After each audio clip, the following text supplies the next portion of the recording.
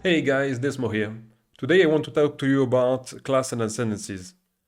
We have quite a lot of information as for now about what we're gonna have access to early on in the game, and I think there is a few class and ascendancies that are standing out from what we have.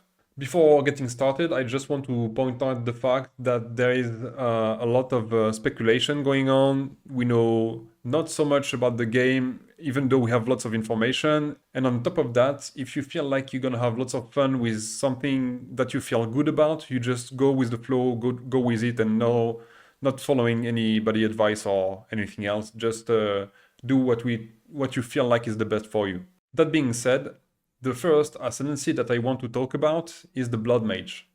This is a witch ascendancy, and its core mechanic revolves around life. To begin with, I want to say that any mechanic in the game that evolves around defense to give you offense as well is always good from what we've seen in the past, like Armor Stacker, for instance. And with this ascendancy, we are going to build life to get life, obviously, which is a good layer of defense, because no life, no defense. And it's gonna also give us critical damage. But the first thing that I liked about the Ascendancy is the node Vitality Siphon, which gives us 10% of spell damage Lich as life. Spell Lich as life is something in PoE1 which was not so easily accessible. So having it on the Ascendancy with 10%, which is quite a high amount, is something really good in my opinion. On top of that, we get an equal amount of life from the energy shield from equipped body armor. So it seems that we are going to try to play a hybrid build with life and energy shield. And we get with the first node Sanguine Mancy a skill which is called Life Remanent, which makes enemy drop life orb on kill. So the life orb, it seems that they are going to give us some life gain when you loot them.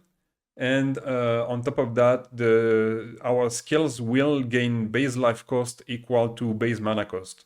So if we play that build, we will want to invest into mana cost reduction, because once we get skills with 5 link, we might face a mana cost which will be a life cost quite big, so the spell leech might not be so relevant in the end if the cost is too high. And stacking life, as I said in the beginning, is gonna increase our critical damage bonus, which is basically the critical damage multiplier from PoE1, and it's per 20 life. It seems that in PoE2 we will be able to achieve quite a high amount of life. So if you say you just have like something like 6k life, this is a lot of critical bonus that we get. With a build which would have 6k life, it would be 300 critical damage bonus, so this is absolutely enormous. The next ascendancy that I want to talk about is the Infernalist. I like this ascendancy a lot, also like the Mage Blood, because it has a layer of defense from the ascendancy as layer of offense. And this is something that is going to help a lot in the game, because the endgame looks very difficult, especially if we are starting from scratch. We don't know the mechanics and so on. This is going to be very helpful. On top of that, the layer of defense here is a skill. It's a Summon Infernal Hound, and it makes us do 20% of damage from hits is taken from your Hellbound's life before you. And I want to point something else here, which is going to be global in PoE2, and this is that Ascendancy skills are not supportable. This is huge. Something that was not really good in PoE1 is that when you were getting a skill from your Ascendancy, it was just what it was, following the description of the Ascendancy. There was not too many ways to change it. I think there was absolutely no way to change your Ascendancy skills throughout the game. And now the Ascendancies, basically, they will be, and let me show you, this is your skill panel here. in PoE2. So when you get a skill from your Ascendancy, it's gonna add up on the list. And then you will be able to socket gems to support your Ascendancy skill. This is going to be really good. So with the Witch, with the Infernalist here, there is possibly ways to improve the effect of your Infernal Hound and making you even tankier. That's the first thing. Also, there is another skill that you get, which you will be also probably able to support with gems, which is Demon Form. This is a form that will essentially make you stronger. Then you have Pyromaniac Pact and Bringer of Flame. So the Pyromaniac Pact makes mana replaced by Infernal Flame and gain Infernal Flame instead of spending mana for skill cost. So basically it removed the problem of sustaining your mana. That's a first good point. But you take life and energy shield as fire damage when your Infernal Flame reach maximum. So if you spend your entire mana pool, basically, which will happen in a cycle very repeatedly, you will take damage. So you need a good amount of fire resistance. And then you lose all Infernal Flames on reaching maximum Infernal Flame, and so the cycle begins again. And then 10% of Infernal Flames lost per second if none was gained in the past 2 seconds. And for the Bringer of Flames, while not on low Infernal Flames, all damage from you and your minions contribute to ignite, chance, and magnitude. That's huge. Because with this Ascendancy, and there will be more nodes to improve our damage, that's for sure, but this is potentially very strong, and I want to show a first interaction with cast on Ignite.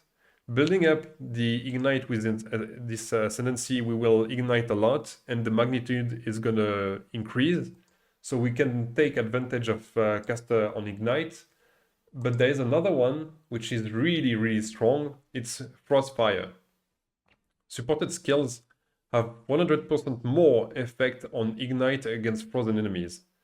100% more is absolutely insane.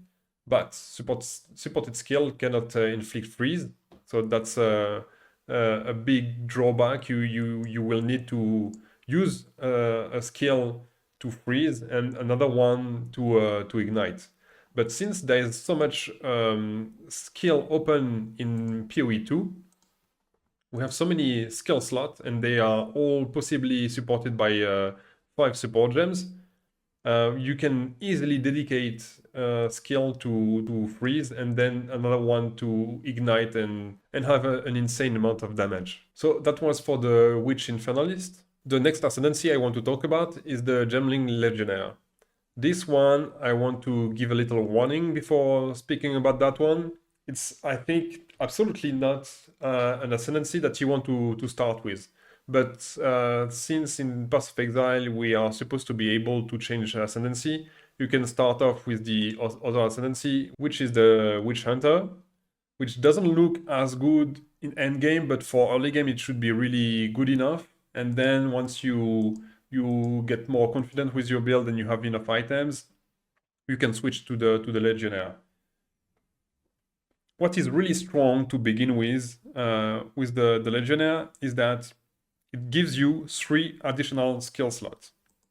So again, this is your skill panel, and you're gonna get automatically 3 additional ones skill available here. So I think the default for the skills is 9, so we're gonna get 12. And the interaction with Thaumaturgical Infusion is that since you have so many skills, you have 12, it means that you have 5 support gems per skills. So it is theoretically 60 support gems, and each 3 support gems gives you additional maximum resistance, elemental resistance, according to its color. So if we have 60 support gems, this is 20 maximum elemental resistance if they are distributed equally. This is a lot, especially considering that we have good combos with modes like physical damage taken as elemental damage, which we have on Cloak of Flame, which is confirmed to be still in PoE2, and has the mode 40% of physical damage taken as fire damage. So for endgame, this is going to be really strong once you need to invest a lot more into defense. On top of that, you have 12% to quality for all skill gems, which could be mediocre, could be really big, depending on which skill we are using. But again, we have 12 active skill gems, so this is definitely gonna be something good in my opinion. And the last Ascendancy node that we know so far is adaptive capability. And this one could seem maybe a bit mediocre at the first sight. Its attribute requirements of gems can be satisfied by your highest attribute. And I think this is actually really good. We know that we can change the attribute nodes at will on the passive skill tree, so getting the right attribute for any build should not be an issue. But having the capacity to choose which attribute is going to satisfy your gem requirements is really good, for the simple reason that we can decide straight from scratch to invest into just one attribute and just still keep a little bit of other attributes for your gears and weapon, because this is only for gems, right? So if you have dexterity or intelligence requirement for your helm, for your body armor, for your weapon, you still need a bit of the other ones. But if we can try to stack strengths as much as possible, strength is going to give us a lot of life. So it's going to be, on top of that, a good layer of defense. So I think there's really good options here. It's just, it's not going to be a league starter, if you will. But this Ascendancy has the potential to be very versatile, to play as a caster, as a melee character, as a ranger character, even a support. I could see, since we don't have like a very dedicated Ascendancy for support character early on, I could see Aurabot or Cursebot builds like that use the Legionnaire early on, because the quality might matter a lot more for an Aurabot, and it's going to be very tanky. So having more skills, quality, and high resistance for the Aurabot, that could be the Ascendancy that people are going to go for. We will see about that in a couple of weeks. So the second last Ascendancy that I want to talk about is the Warrior Titan. This one is going to be really good in the beginning because it's going to be very straightforward. I think the strength area on the tree is going to be really good also early on. Lots of access to damage, to stuff that are useful. There's a good nodes on the tree that, for instance, makes you able to dual wield a two-handed weapon, or to wield a two-handed weapon and a shield, stuff like that, which are, I think, going to be really strong. It has a decent node on the Ascendancy, 20% chance for slam skills that you use yourself to cause an aftershock. That's gonna be quite a lot of extra damage. Your hits are crushing blows, all of them. That's just it, so that's really good as well. And more damage against stunned enemies. Investing into stun, I think, is gonna help us a lot to defeat hard bosses, and we are going to deal more damage to them. So I think that's gonna be really good. If they are stunned, they are not attacking you, and on top of that, they are going to take more damage. So there's a lot of support gems that helps us stun enemies. I think there's good interaction with what's going to be new in Path of Exile 2. So that's definitely a good Ascendancy. On Reddit, I'm going to provide the link to the Reddit Ascendancy in the description. But if you check PoE2 DB, there's actually more information than what we have on the images here. So there's, for instance, this node, which is extremely powerful, 20% more life. We already know that there is absolutely no increased life on the skill tree. So we're gonna have a lot of flat life on our gear, probably, but the increase to life is gonna be very scarce. So having 20% more life on the Ascendancy, it's absolutely beautiful.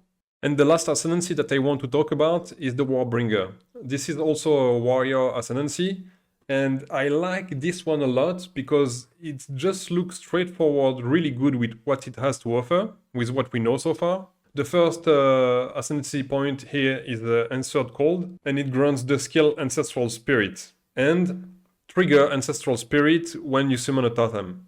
So that is already a good combo. Then we have Jade Heritage, which grants skill encased in Jade, and gains stack of Jade every second.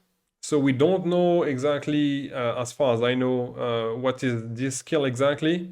We need to test it out to see if it's good. And then we have War Color below. Corpse in your presence explode when you war cry, dealing 20% of their life as physical damage. And the last one is Great Wolf Hole, ignore war cry cooldowns. So with this Ascendancy, having no cooldown on any war cry is gonna be mind-blowing.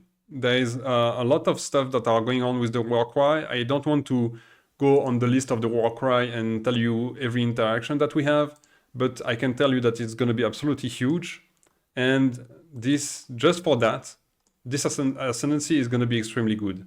With the third node that we have here and the explosion from the corpse, this is probably going to be really good. But even just this one as a standalone Ascendancy point, it's just really, really good. Also, I'm probably gonna be using the Warbringer as my first character for the simple reason of using Totem for our first character or minion if you are feeling more like a Necromancer is gonna be a really good idea because we don't know the mechanic yet of the game. We are not used to it. We saw a little bit of them on videos, but it's gonna be difficult for sure to deal with the endgame mechanic. And having the totem to deal damage instead of you, and you being able to learn and dodge is gonna feel really, really good. It's gonna help a lot, and you cannot value enough the power of having anything in the game dealing damage instead of you when you can just move around and make your way into the end game. Also, there's this mechanic with the Atlas where when you fail to complete a map, the map is locked, and then you have to find your way around in the Atlas to get to behind that map. So if you fail a map, a boss or something like that, it's gonna feel even worse than in PoE1. You're not just gonna waste what you invested into that map. It's gonna slow your progression in the Atlas. So investing into this kind of mechanic where you make your way easier into anything that you face is just better in my opinion. And this is why I'm gonna probably go as a Warbringer and building around Totem for my first character. That is it for what I wanted to share with you about classes and ascendancies. If there is anything else until early access launch that I deem useful to share, I will make another video. And if not, I wish you a great start and a lot of fun for early access. Take care of yourself and see you in my next video. Bye!